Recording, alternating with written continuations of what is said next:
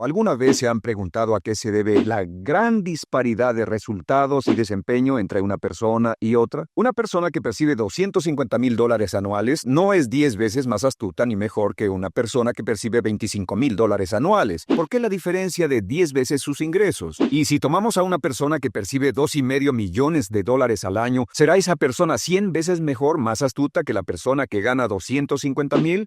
Imposible. En un estudio reciente de coeficiente intelectual probaron a 1,000 personas de una cierta población y llegaron a la conclusión de que la mejor persona entre los 1,000 solo era 2,5 veces más astuta que la persona de menor coeficiente intelectual. Solo 2,5 veces la disparidad, y tal vez eso sea con toda la población. ¿A qué supone que se debe la diferencia? Al hablar de potencial humano, llegamos a una fórmula que deduje hace algunos años. Tal vez eso lo explique un poco. La fórmula comienza con lo que llamamos AI, o sea, atributos innatos, las cualidades, la inteligencia, la habilidad, el temperamento, cosas con las que se nace que no pueden cambiarse mucho. Además de los atributos adquiridos. Estos atributos son muy importantes, son su educación, su capacitación, sus capacidades, su experiencia, conocimiento, sabiduría, etc., multiplicado por A, que su actitud es igual al potencial humano individual o al desempeño humano individual o resultados individuales humanos. Ahora, de estos tres, los atributos innatos se traen desde el nacimiento. Los adquiridos pueden cambiarse, pero se necesita cierto tiempo para ello, aunque a veces cambiamos muy rápidamente. Cierta información valiosa puede cambiar dramáticamente su eficacia, pero las actitudes pueden aumentarse o disminuirse dramáticamente en segundos. Cada vez que mejoramos nuestra actitud, multiplicamos todas nuestras capacidades. Una actitud ha sido llamada acertadamente el lenguaje más importante del ser humano, la palabra más importante del idioma en el humano. Todo lo que hacemos en la vida, según un estudio en Harvard entre estudiantes ejecutivos, será en un 85% de actitudes. Un 85% de su éxito estará determinado por su actitud. Eso significa que está determinado por cuán positivo o cuánta actitud mental positiva se tenga. Las personas con actitudes mentales positivas tienden a avanzar más rápidamente, se mueven hacia la cima en organizaciones valiosas, ganan más dinero, sacan más satisfacción de la vida. Una actitud mental positiva no significa que baile por las calles y arroje flores. Solo significa que tome una actitud constructiva en general o se aproxime hacia su trabajo, su vida, sus problemas, relaciones, etc. Según el informe Cox de las empresas americanas, según la revista Success, un 85% o más de todo lo que se logra se debe a la actitud. Y la pregunta es, ¿de dónde vienen las actitudes? Las actitudes vienen de las expectativas. Muy simple, ya hablamos de eso. Y una forma muy poderosa de mejorar su actitud instantáneamente es decir, aunque no lo crea, pienso que algo maravilloso va a ocurrirme hoy. Como dijimos antes, nuestras expectativas sobre los desenlaces determinan nuestra actitud. Si espera que las cosas salgan bien, tendrá una actitud positiva. Si espera que salgan mal, tendrá una actitud negativa. Y lo maravilloso es que podemos fabricar nuestras expectativas. Podemos esperar lo que deseamos. Podemos esperar cosas buenas, cosas malas, y no nos decepcionaremos. ¿De dónde surgen nuestras expectativas? Nuestras expectativas surgen de nuestras creencias y de nuestros valores. Son el centro de los factores motivacionales de nuestra personalidad, nuestras creencias, y esto nos conduce a un entendimiento del potencial humano. Significa básicamente que nuestra actitud es una expresión externa de lo que está ocurriendo internamente, y esto es consistente con las leyes mentales. Con respecto a las creencias, cada uno de nosotros tiene muchas creencias en el fondo que los psicólogos llaman los conceptos propios. El concepto propio, o su descubrimiento, es considerado por muchos como el logro único y más importante para comprender el desempeño humano en el siglo XX. Yo estoy de acuerdo. El concepto propio es como, si queremos usar una analogía militar, el centro de mando. O si queremos usar una analogía técnica, es el programa central de su computadora básica. Es un grupo de creencias, valores, actitudes, sentimientos, ideas, etc., almacenadas en el fondo de nosotros y son el resultado de casi todas las experiencias que hemos tenido en la vida. Y algunos investigadores dicen que el concepto propio comienza a formarse aún antes del nacimiento, pero el concepto propio, una vez colocado, precede, predice y determina sus niveles de eficacia y desempeño en todas las áreas de nuestra vida. El concepto propio se convierte en el centro de mando o el programa maestro. El concepto propio de este grupo de creencias determina lo que dirá, lo que hará, cómo actuará, cómo se siente y reacciona, etc. ¿Qué significa esto? Significa que todas las mejoras en su vida externa, todos los cambios en su realidad comienzan con un cambio en su concepto propio. Les voy a explicar lo que significa. Esta es una gráfica muy simple.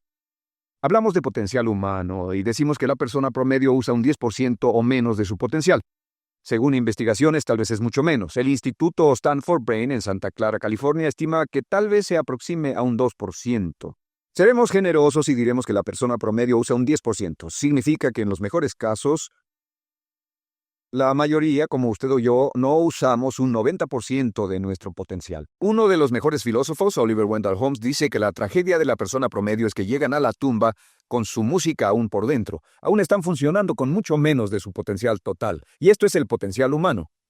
Sabemos que existe una relación directa entre el potencial humano y el concepto propio. Pero como nuestros conceptos propios o nuestras estimaciones de nosotros mismos generalmente son mucho menores de lo que debieran ser, nuestro nivel de desempeño y eficacia también es menor.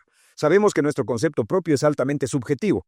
¿Qué significa esto? Significa que el concepto propio, lo que pensamos que es cierto sobre nosotros mismos, no está basado en la realidad, está basado en información que hemos tomado y aceptado como cierto, hasta el grado en que creemos lo que sea de nosotros mismos y se vuelve cierto para nosotros porque actuamos de una forma consistente con ello. Algunas personas que leen sus horóscopos y creen en horóscopos predicen su futuro. Hay algunas personas que toman la crítica y las opiniones de otros a quienes ni siquiera respetan y hacen suyas esas ideas, dando un resultado muy negativo. Lo que piense, lo que acepte como cierto, se vuelve cierto para usted. También sabemos que como adultos tenemos una variedad de conceptos propios. Tenemos un concepto propio de cómo vestirnos, cuánto pesamos, lo que comemos, lo bien que podemos hablar en público, qué tipo de padres somos, qué tipo de hijos somos con nuestros padres, qué tipo de esposo o esposa somos, qué tipo de amante, de conductor. Lo interesante de manejar es que todos los hombres tienen un concepto muy positivo con respecto a esto. Las mujeres no entienden esto, pero los hombres nacen con un genio inherente para manejar. Todos los hombres son choferes excelentes. Si no lo creen, todo lo que tienen que hacer las mujeres que están viendo esto es pensar en la última vez que trataron de corregir la forma de conducir de un hombre y recordarán que no obtuvieron buenas respuestas. ¿Cómo respondemos ante alguien que desafía nuestro concepto propio, sugiriendo que no somos las personas que pensamos ser? Estamos a la defensiva, nos enfadamos, nos irritamos, es difícil que nos traten. Tenemos un concepto propio de lo creativos que somos, lo inteligentes, lo rápido que leemos, lo bueno que somos en los deportes, y si practicamos una gran variedad de ellos, tenemos un concepto propio para cada uno de ellos. Tenemos un concepto propio de lo bien que cocinamos, de lo bien que educamos a nuestros hijos, de lo bien que limpiamos nuestra casa, los autos que manejamos, etc. Y también de lo que valemos por lo que ganamos. Es muy interesante saber que nunca ganamos más del 10% de nuestro concepto propio en ingresos. Nuestro concepto propio determina nuestro nivel de ingresos. Este nivel de concepto propio se llama zona de confort. Y aunque queramos más dinero, veremos que la tendencia humana natural de todas las actitudes es luchar por lograr entrar a la zona de confort y luego quedarnos ahí. Si ganamos un 10% por encima de nuestro concepto propio de ingresos, tendremos una necesidad imperante de deshacernos de ese dinero. Lo donaremos, lo gastaremos en forma extravagante y hasta lo perderemos si recibimos demasiado. Las personas que ganan la lotería siempre están quebradas a los 2 o 3 años. Queman el dinero porque ese dinero está más allá de su concepto propio. Si gana 10% o menos de su nivel de concepto propio, se descubrirá luchando, trabajará más duro, más tiempo, pensará en forma más creativa, buscará diferentes formas para aumentar sus ingresos o sus segundos ingresos. La única forma de mejorar cualquier parte de su vida, incluyendo sus ingresos, es aumentando el nivel del concepto propio de sus ingresos, comenzando a pensar en usted como si estuviera ganando más dinero. Si quiere bajar de peso, la única forma en que podrá lograrlo es pensando en que está delgado. Piense en usted mismo como una persona más delgada. Si quiere volverse una persona más popular, más amorosa, más feliz o más sana, comience a pensar una y otra vez en esas cosas hasta que se vuelvan parte de su nuevo concepto propio. Hablaremos de eso más adelante. Es una parte esencial de la programación de su mente hacia el éxito. Su concepto propio global está determinado por el promedio de sus conceptos propios en las áreas que considere importantes. Ahora, su concepto propio está formado de 3 partes críticas. La primera parte del concepto propio es el ideal propio. El ideal propio es la persona que más desearía ser, es su idea de lo que constituye un ganador, es su visión ideal de lo mejor que puede ser usted. Nada más. Una de las cosas que sabemos de las personas con éxito es que las personas con éxito tienen ideales propios muy claros, ideales claros de quién quieren ser en el futuro. Las que no tienen éxito tienen ideales muy vagos. El número dos es la autoimagen. La autoimagen es como un retrato de cómo se ve a sí mismo y lo que piensa de sí mismo. La autoimagen es el espejo interno, es como se percibe a sí mismo ahora en su desempeño actual, en forma cotidiana. La tercera parte es su autoestima. Su autoestima es cómo se siente consigo mismo. Cómo se siente consigo mismo es la fuerza motriz, el motor, la fuerza poderosa dentro de su subconsciente, es la fuerza de energía dentro de su concepto propio y determina casi todo lo que le pasa. La mejor definición de autoestima es cuánto se agrada a sí mismo. Cuánto se agrada a sí mismo como esposo, cuánto se agrada a sí mismo como empleado, cuánto se agrada a sí mismo como jefe, como inversionista, como orador profesional, como atleta, etcétera. Según se agrade a sí mismo, su nivel de autoestima, su sentimiento emocional global respecto a cualquier área de su vida determina su desempeño y su eficacia en dicha área. Lo sorprendente es que se convierte en lo que piensa, su concepto propio es maleable, su autoestima puede formarse repitiendo una y otra vez, me agrada mi persona, me agrada mi persona, me agrada mi persona. Me agrada mi persona, me agrada mi persona, me agrada mi persona. Entre más se repita, me agrada mi persona, me agrada mi persona, entre más lo repita una y otra vez, más crecerá su autoestima y entre más crezca su autoestima, más crecerá su concepto propio global. Cuando crezca su concepto propio global, su desempeño será mejor en todo lo demás que emprenda. Cada vez que diga, me agrada mi persona, me agrada mi persona, me agrada mi persona, me agrada mi persona, me agrada, será como bombearse psicológicamente. Todo lo que pase que haga que su autoestima suba hará que se comporte mejor. Todo lo que haga que su autoestima baje hará que se comporte peor, que cometa errores, que sea infeliz, etc. Un punto crítico de agradarse a sí mismo, sobre autoestima y agradarse a sí mismo, es que, número uno, nunca puede querer a nadie más de lo que se quiere a sí mismo. Que su nivel de autoestima es determinante de la calidad de relaciones que tenga con los demás. Y número dos, es que nunca puede esperar que nadie más lo quiera o respete más de lo que se respeta a sí mismo. Cuanto se agrade o se respete a sí mismo, determina sus actitudes hacia usted. Todas las escuelas de psicología actualmente están de acuerdo en el hecho de que depende de lo que usted realmente se quiera y se respete a sí mismo como un ser humano valioso e importante, tiene efecto sobre todo lo que le pase. Cuánto se agrade a sí mismo y lo que puede hacer es mejorar su autoestima diciendo me agrada mi persona, me agrada mi persona, me agrada mi persona, me agrada mi persona. Y esto nos lleva a la pregunta, ¿de dónde viene el concepto de autoestima? Y descubrimos que el concepto propio es maleable, puesto que no nace con este concepto propio, no nace con ninguna idea sobre sí mismo, no nace con autoimagen ni autoestima, nace en cierto modo como potencial propio. Es la mejor forma de plantearlo. La persona promedio llega al mundo como potencial puro. Y no tiene el concepto propio de que todo lo que es ahora, todo sentimiento que tiene, toda actitud o valor, tuvo que aprenderlo en el transcurso de su vida. También sabemos que el niño llega al mundo con una necesidad imperante de amor y contacto. Y como una gran cantidad de investigaciones lo indican, necesitamos mucho amor y contacto durante toda nuestra vida, pero en especial durante nuestros años de formación, porque de niños aprendemos quiénes somos, cuánto valemos, si somos importantes, inteligentes, amorosos, chistosos. Ah, todo esto lo aprendemos por la forma en que nuestros padres nos tratan. Si nuestros padres, nuestros parientes, tíos o tías, en especial nuestros padres, nos tratan como si fuéramos realmente importantes, crecemos pensando que somos realmente importantes, pero si nuestros padres no lo hacen, pasa algo más. Sabemos que los primeros años de vida son los más importantes para el desarrollo del concepto propio, que un niño comienza a partir de cero. El niño nace sin saber quién es él o ella. Son sumamente valiosos el primero, segundo, tercero, cuarto y quinto años de vida. Algunos psicólogos pensaban que eran los 5 primeros años, pero ahora dicen que son los 3 primeros años. En sus 3 primeros años de vida el niño aprende quién es y dicen que si se les da suficiente cantidad y buena calidad de amor en los 3 a 5 primeros años, los prepara usted de por vida. Los coloca en una base sólida de autoestima y confianza en sí mismos, valor e importancia realmente. Existe una relación directa entre la calidad y la cantidad de amor y el desarrollo de una personalidad sana. Entre más amor, amor incondicional, reciba un niño en sus años formativos, más fuerte será la base de su personalidad. El reverso de la educación es que casi todos los problemas de psicosis, neurosis, perturbaciones de la personalidad y problemas de comportamiento surgen de los problemas que se tengan con el concepto propio. Ahora observemos a los adultos. Aquí está nuestra personalidad adulta. Si nos observamos, podemos llegar a reparar nuestras bases, por así decirlo, repitiéndonos una y otra vez: me agrada mi persona, me agrada mi persona, me agrada mi persona, y llevamos ese concreto reparador hacia la base de nuestra personalidad. Los niños necesitan el amor como las rosas necesitan la lluvia. Los niños que carecen de amor a menudo mueren por escasez de amor. Es una enfermedad llamada marisma. Ahora, ¿qué más sabemos sobre los niños? Sabemos que los niños llegan al mundo con dos atributos notables.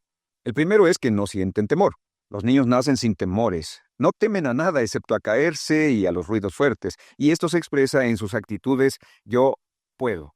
Los niños llegan al mundo pensando que pueden hacer cualquier cosa, y quien haya criado a un niño hasta la edad de 3, 4 o 5 años sabe que debe pasar esos primeros años evitando que se maten, porque son como pilotos japoneses, porque no le tienen miedo a nada. Su segundo atributo es que llegan al mundo totalmente espontáneos. Dicen lo que quieren, hacen lo que quieren, son totalmente desinhibidos.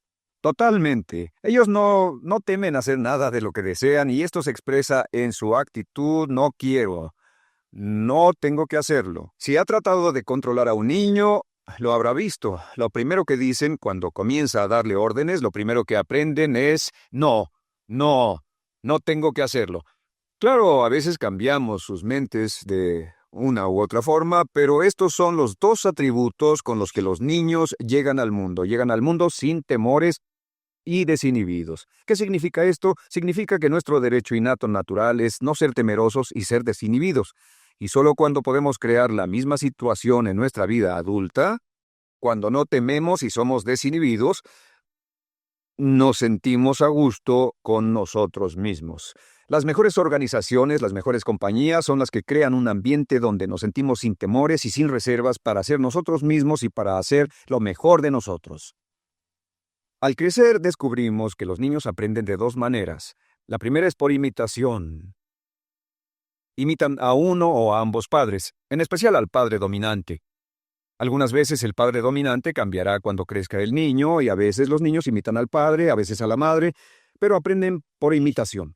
Muchas características y hábitos que tenemos como adultos los aprendimos de nuestros padres. ¿Alguna vez ha tenido la ocasión de gritarle o reñirle a uno de sus hijos? Verá que le dice las mismas cosas que le dijo su padre a usted cuando era niño. Así que imitamos. A veces imitamos su caminar, a veces su forma de hablar, a veces imitamos sus valores, sus creencias, etc., aunque esos valores y esas creencias no tengan ningún valor. ¿Por qué?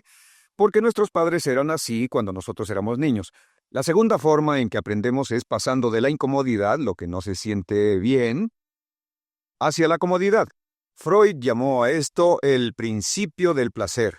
O sea que nos movemos hacia aquello que nos hace sentir cómodos, lo que nos da placer, lo que nos hace sentir bien con nosotros. Nos movemos de la incomodidad hacia la comodidad. Así es como aprendemos a no mojar el pañal, por ejemplo. Sabemos que no es agradable caminar con popó o pipí en nuestros pañales. Vemos lo que hacen nuestros padres, vemos lo que nuestros parientes hacen y decimos: estas personas no hacen lo que yo. Así aprendemos a caminar y lo demás. Así que de la incomodidad hacia la comodidad. Durante toda nuestra vida, por cierto, así es como aprendemos. Imitamos leyendo lo que otras personas hacen, estudiando libros y en el trabajo, imitamos cuando vamos a la escuela, y hacemos lo que nos da resultados positivos, lo que nos da refuerzos positivos, y hacemos cada vez menos las cosas que nos causan incomodidad o dolor. Ahora, muy temprano en la vida, como equivocación o como resultado de una equivocación que los padres cometen en la crianza, los niños comienzan a aprender hábitos y patrones negativos. Los patrones y hábitos negativos tienen sus raíces principalmente en la crítica destructiva. La crítica destructiva comienza muy temprano en la vida, a veces en los primeros meses, y la crítica destructiva la usan los padres para dirigir y controlar a sus hijos. Desafortunadamente, tiene un efecto muy peligroso y dañino sobre nosotros, ya que la crítica destructiva tiende a minar la integridad de la personalidad del niño.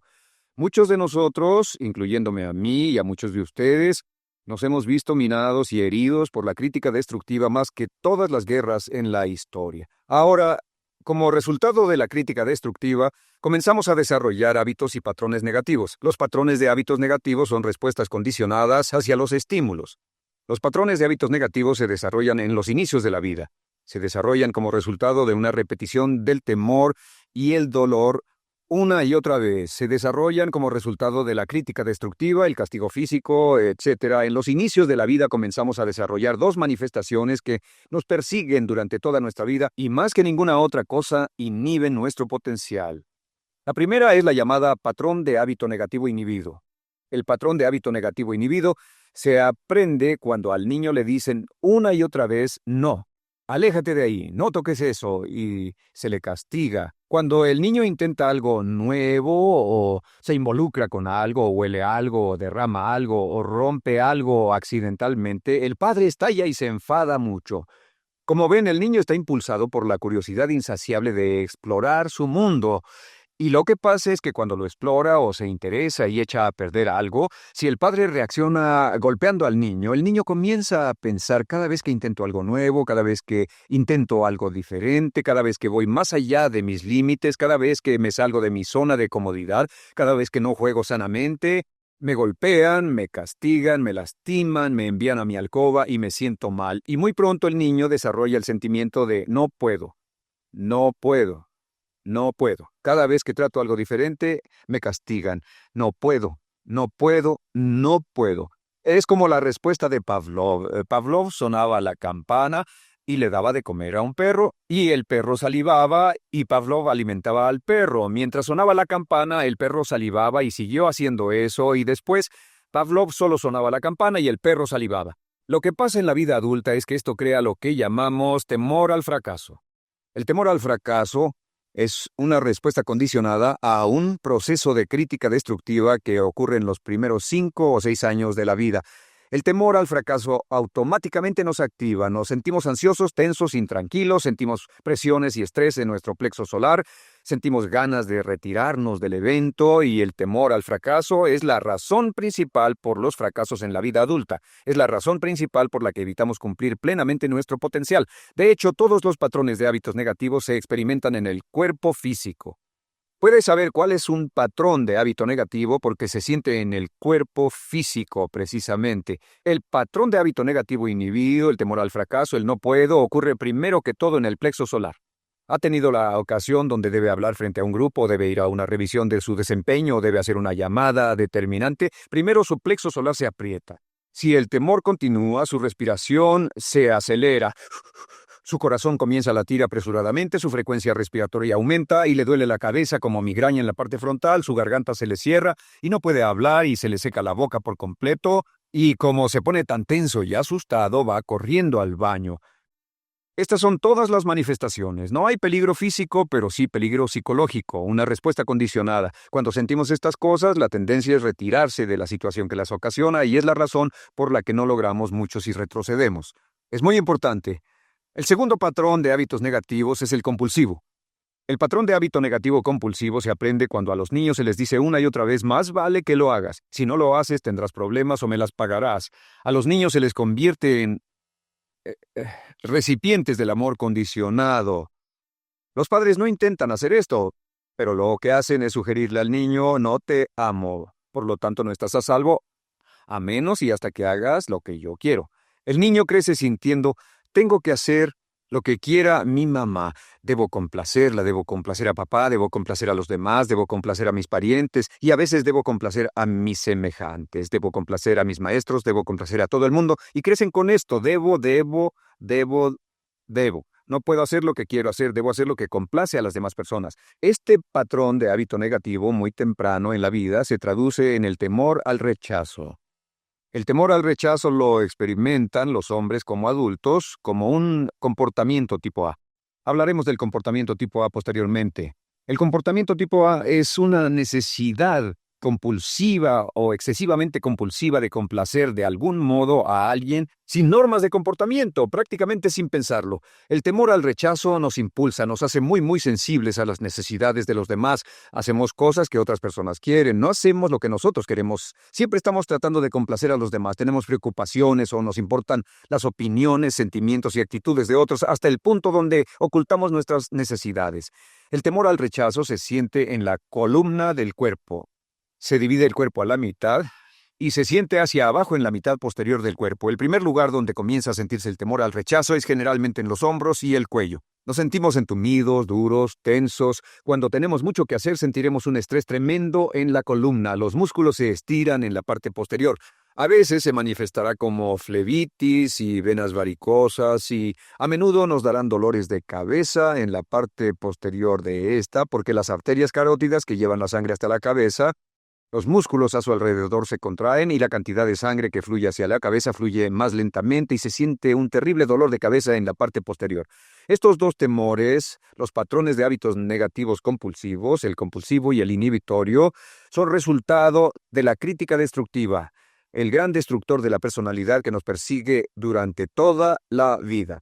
Y lo maravilloso de todo esto es que, como son patrones de hábitos aprendidos, podemos olvidarlos. Podemos acabar con el temor al fracaso que nos detiene. Podemos acabar con el temor al rechazo que hace que hagamos cosas que complacen a los demás en vez de complacernos a nosotros, trabajando con nuestra propia autoestima. Porque existe una relación inversa entre la autoestima y el patrón de hábitos negativos. Porque entre más se agrade a sí mismo, menos teme al fracaso. Entre más se agrade a sí mismo, menos teme al rechazo. Entre más se agrade a sí mismo, menos temerá a cualquier cosa. Y si sigue repitiendo, me agrada mi persona, me agrada mi persona, me agrada mi persona una y otra vez, si sigue diciendo esto, con el tiempo su autoestima sube más y más y más y más y sus temores, desde luego, bajan. Cuando su autoestima sube, sus temores van en dirección opuesta. Ahora, ¿cómo enfrentar la crítica destructiva si debe criticar a otras personas? Pues eso es muy simple. Muchos padres nos han preguntado eso. ¿Cómo se controla a los niños? Una de las claves para controlar a los niños es dirigirlos para que hagan algo constructivo en lugar de hacer algo destructivo. Otra cosa que debe recordarse es que lo que quiere hacer es que quiere dar una crítica informativa, crítica constructiva, lo que significa que se les dice a los niños lo que pueden hacer o a los adultos lo que pueden hacer mejor. Todo el propósito de dar retroalimentación de cualquier tipo es mejorar el desempeño. Si es padre o si es jefe o si es una persona en una relación, si una persona está haciendo algo malo o inadecuado, todo el propósito de darles cualquier tipo de retroalimentación es para que puedan hacerlo mejor.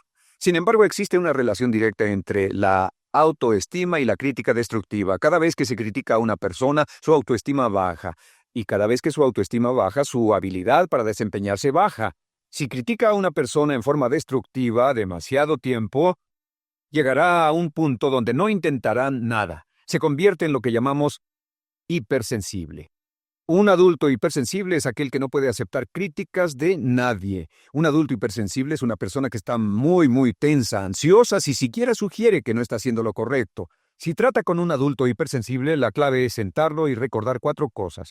Número 1, comenzar con alabanzas. Número 2, proteja la autoestima de la persona a toda costa. Número 3, discuta el desempeño y no a la persona.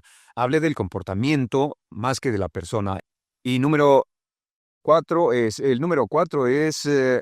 enfocarse hacia el futuro en vez de en el pasado. Enfóquese hacia lo que va a hacerse en forma diferente en el futuro en vez de lo que pasó en el pasado. ¿Por qué? Una razón muy simple, porque una persona no puede controlar el pasado. Al no poder controlar el pasado, cualquier crítica de lo que han hecho en el pasado les da un estrés tremendo y frustración. Así que, en resumen, la clave del éxito en la vida es una actitud mental positiva. Una actitud mental positiva se basa en expectativas de éxito, de una serie de expectativas positivas. Esa serie de expectativas positivas se basa en sus creencias y en su concepto de sí mismo. El centro de su concepto propio que determina su eficacia en la vida es su autoestima, y su autoestima se mide por cuanto se valore a sí mismo. Las dos cosas que nos frenan más que nada son el temor al fracaso y el temor al rechazo. Y uno de nuestros secretos centrales de éxito es este: Conviértase en un organismo generador de autoestima perpetua. Haga continuamente cosas para usted mismo, hacia sí mismo en su vida, que hagan que se agrade a sí mismo, que se ame, que se acepte, que se respete, que hagan que se sienta fantástico con usted mismo. Si es un jefe o un padre, no olvide que la clave para el máximo desempeño en su hogar y en su trabajo es hacer que las personas se sientan maravillosamente consigo mismas. Entre mejor se sienta consigo mismo y más se agrade, más probable será que logre que las personas a su alrededor lo quieran, lo acepten, lo respeten, se respeten.